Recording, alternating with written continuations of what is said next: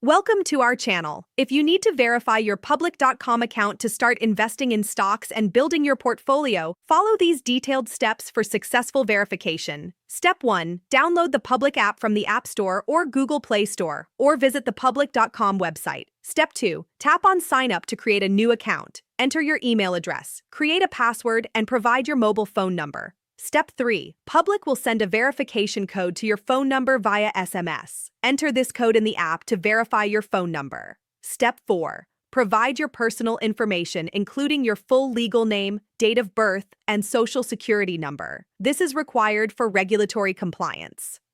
Step 5. Enter your current residential address and confirm your employment information. Step 6. Public will verify your identity using the information provided. This process is usually instantaneous, but may take a few minutes. Step 7. Answer questions about your investment experience and financial goals. This helps Public provide appropriate investment options. Step 8. Review and agree to the terms of service and account agreements. Step 9.